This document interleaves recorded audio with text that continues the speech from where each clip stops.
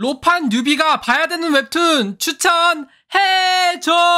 하길래 해드렸습니다. 선배가 후배에게 들려주는 재미있는 만화 이야기, 만화선배의 웹툰 뉴비 길라잡이 제2편 로맨스 판타지. 자, 그럼 바로 첫 번째가 걸크러쉬 로판인데 말 그대로 걸크러쉬잖아요. 여주가 멋있는 거예요. 여주만 멋있는 데서 끝나는 게 아니라 여주가 행동도 멋있어야 돼. 행동도. 어떤 작품이 있냐면은 주원생은 가주가 되겠습니다 라는 작품이 있는데, 일단 이 여주, 우리 귀엽게 생긴 여주가 이 롬바르디라는 여기 세계관 내의 최고 귀족가예요. 할아버지가 있는데 할아버지가 죽고 그거를 그 물려받은 애가 가문을 말아먹어요. 말아먹고 그게 너무 후회가 됐었는데 회귀를 해서는 이 가문이 말아먹을 게 뻔히 보이니까 아예 내가 이 집안을 일으켜야겠다 라는 생각으로 가주가 되기 위해서 여주가 멋있게 행동하는 그런 작품이고, 다음 작품 굉장히 이상한 게 나올 건데 여러분 좀 놀라지 마세요. 저희 백작가의 망나니가 되었다. 독자층이 어딘가를 고민을 많이 했어요. 독자층. 사실 내용만 보면 판타지인데 이 잘생김은 남자층을 노렸다기보다는 우리 여성 독자들을 노린 작품이 맞는 것 같다. 그림체랑 그런 연출하는 방식에 있어서 로판 냄새가 많이 난다. 로맨스는 없지만 비슷한 재미를 주는 걸 묶으려면은 여기다 넣는 게 맞지 않을까라는 고민을 많이 했고, 그 다음으로 추천이 나오는 게 이제 이미자를 위한 특혜입니다. 댕댕이가 귀엽습니다. 다음! 두 번째가 여기도 추천을 많이 해드려요. 가족 성장물이에요. 심지어 장르에서 이름이 로판이 빠졌습니다. 가족이 있는데 이게 뭐 아빠가 될 수도 있고 의붓 아빠일 수도 있고 그리고 아들일 수도 있고 이렇게 가족이 나오는데 주인공이 마음속에 상처가 있는 거예요. 큰 상처가. 그 깨져버린 상처를 하나씩 치유해가는 작품들입니다. 대표작으로는 뭐가 있냐면은 어떤 계모님의 메르헨이라는 작품이 있습니다. 이 작품이 어떤 작품이냐면은 슈리가 마차 사고로 죽게 돼요. 마차 사고로 죽게 돼가지고 회귀를 해서 이번 생에는 내가 아들, 딸하고 다시 친해지고 싶다. 정말 행복한 가정을 꾸리고 싶다. 라는 게 주된 내용인 겁니다. 그러니까 로맨스가 주가 아니에요, 초반은. 그럼 마음 따뜻해지는 스토리를 좋아하시는 분들께 강추하는 작품입니다. 진짜 재밌어요. 메르헨은 어공주, 어느 날 공주가 되어버렸다. 이것도 굉장히 재밌습니다. 도서관이 진짜 예쁘고 웹소설 일러스트를 그리셨던 분이 그대로 웹툰 연재를 하셨는데 정말 일러스트를 그려놓은 것 같은 굉장히 화려한 작가가 특징인 작품입니다. 다크 히어로의 딸이 되는 법이라는 작품이 있습니다. 사랑을 받으면서 이게 가족이 주는 사랑이구나 하면서 사랑을 배워가는, 사랑이 이제 가족의 사랑을 배워가는 그런 내용입니다. 다음! 판타지 로맨스. 장르를 할 때는 주장르가 뒤에 오지만 앞에가 가미된 거. 그래서 그 판타지적인 세계관과 내용이 궁금해서 보게 되는 작품들이거든요. 악녀를 죽여줘 라는 작품이 있습니다. 내용이 얘가 이 소설 속 세상을 벗어나려고 별의별 짓을 다 해서 어디까지 했냐면은 자신을 죽이려는 시도도 합니다. 자신을 죽이려는 시도를 했는데도 별의별 이유를 갖가지 들어서 얘가 죽지를 못해요. 그래서 얘는 죽는 게 소원인 사람입니다. 마녀라는 이제 인물들이 등장을 하면서 얘는 사실 시크릿 레이디, 죽은 유령들하고 대화할 수 있는 레이디입니다. 잠시만요. 제가 지금 생각나는 작품이 하나가 있는데 그 이름이 뭐더라?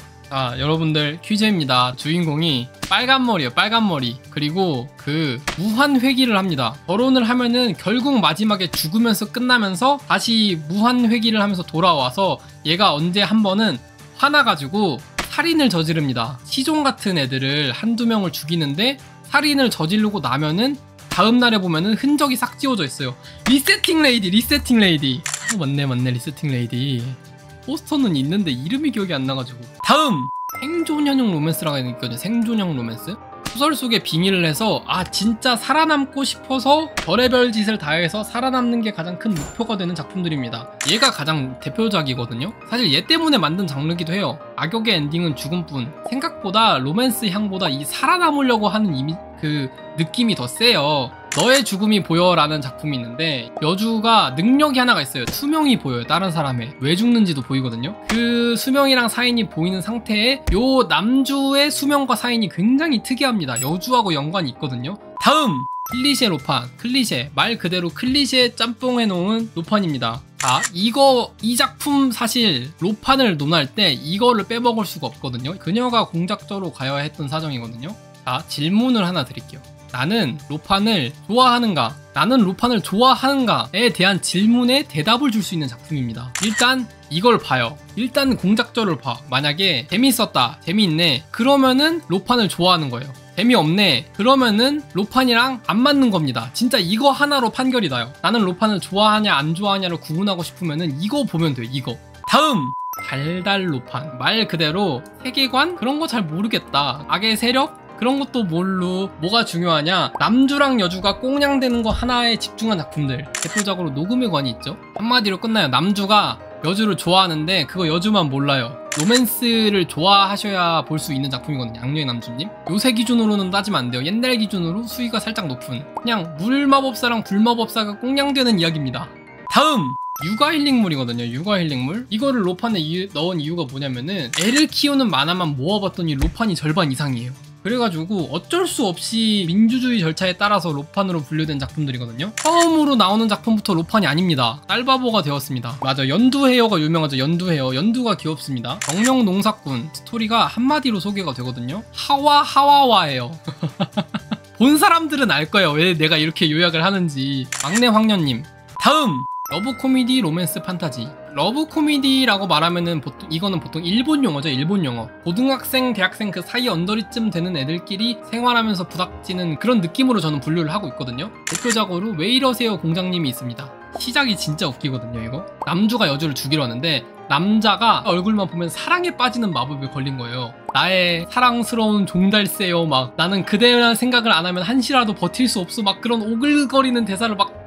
황제국옆 마로니에 농장이라는 작품도 있거든요. 얘는 일평생을 자신만의 땅을 가지고 농사 짓는 게 꿈이었던 애한테 땅이 생겼다는 거예요. 그래서 거기 가서 농사를 지으면 된다 해서 그 땅을 가보니까 황제궁 옆에 있는 땅이었다는 거예요. 얘가 그 땅 문서를 갖고 여기다가 알박기를 하고 농사를 짓습니다. 여기서 농사를. 다음! 꿈과 희망 로판이에요. 꿈과 희망이라는 단어가 제목에 들어가면 뭐다? 여기에 뭐가 생략된 거죠. 없다라는 단어가 생략된 겁니다. 꿈도 희망도 없는 로맨스 판타지. 보기만 해도 우울해지는 세계관을 갖고 있는 작품들을 모아왔거든요. 록사나 여주인공이 오빠를 지키는 방법. 이게 진짜로 가족이 막 살인 같은 게 아무렇지도 않게 일어나는 그런 집안에서 어떻게든 살아남으려고 발악하는 그런 내용인데 흑막을 버리는데 실패했다가 주인공을 죽이지 않고 감금하면서 시작되는 이야기거든요.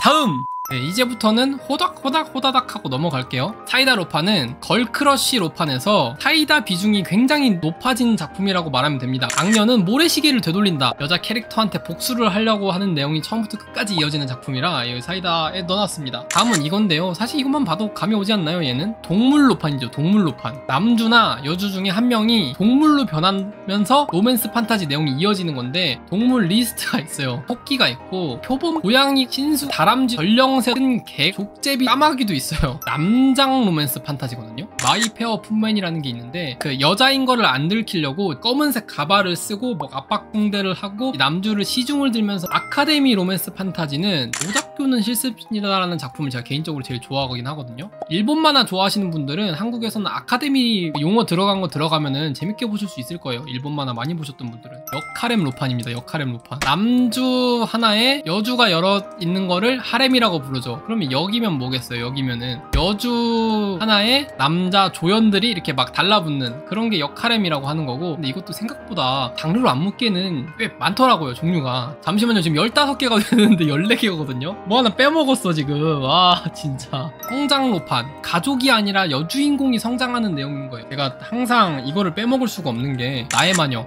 여주인공이 이제 영생을 사는 마녀인데 그 영생을 사는 마녀와 이어질 수 없는 로맨스를 하는 그 아픔을 어떻게 이겨낼까를 하면서 끝까지 조마조마하게 보게 되는 정말 진짜 명작. 황년님의 인형가게 해서 로맨스 판타지 15작품 해가지고 정리를 하도록 하겠습니다. 오, 힘들었네요. 아 빡세라.